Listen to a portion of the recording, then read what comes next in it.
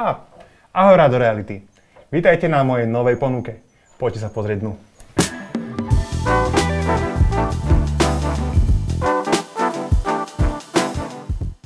Okamžite pri vstupe do tohto domu som cítil, že majitelia si stávali tento dom pre seba na to, aby tu dožili.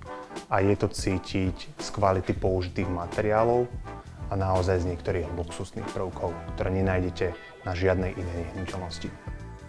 Dominantou tohto priestoru je rozhodne krb, ktorý je obložený mramorom dovezeným priamo z Talianska.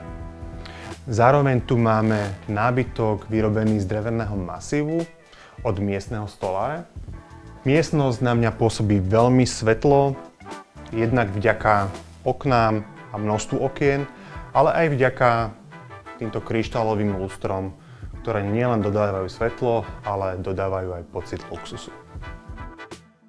Na tomto mieste rozhodne budete chcieť tráviť čo najviac času s rodinou, buď si užívať spoločné večere, alebo si len tak po obede pri káve budete chcieť skontrolovať svoje deti jedným okom, že čo robia vonku pri bazéne.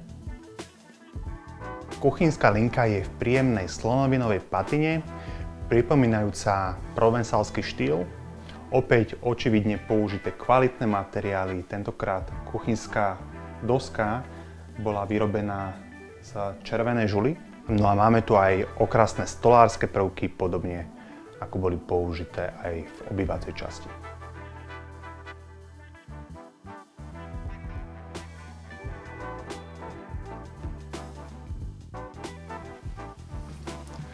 Na prízemí sa nachádza ešte luxusná pracovňa, technická miestnosť s fínskou saunou a kúpeľňou a parkovanie pre 2 autá v garáži. Celkovo dom pozostáva z 5 miestností, 3 kúpeľní, užitkovej plochy o výmere 300 m2, postavený je na pozemku 1531 m2. No a ďalšou výhodou je ešte ďalší rodinný dom s 3 izbami a výmerou 85 m2, ktorý slúži aktuálne ako rodičovský rodinný dom. A my si poďme pozrieť zvyšok.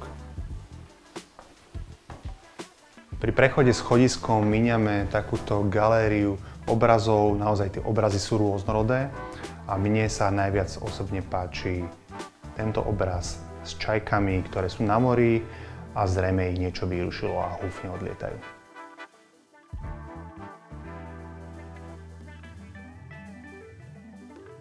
Spálňa je zariadená zdobeným nábytkom vo viktoriánskom štýle.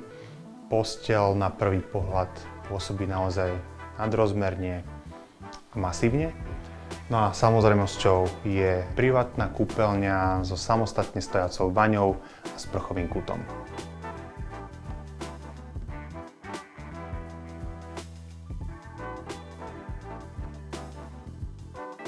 Pred vstupom do ďalšej miestnosti si viete oddychnúť vo foyer, ponúkajúci výhľad na ďalšiu terasu a záhradu domu. A tou miestnosťou je detská izba, v ktorej sú použité pestrejšie farby.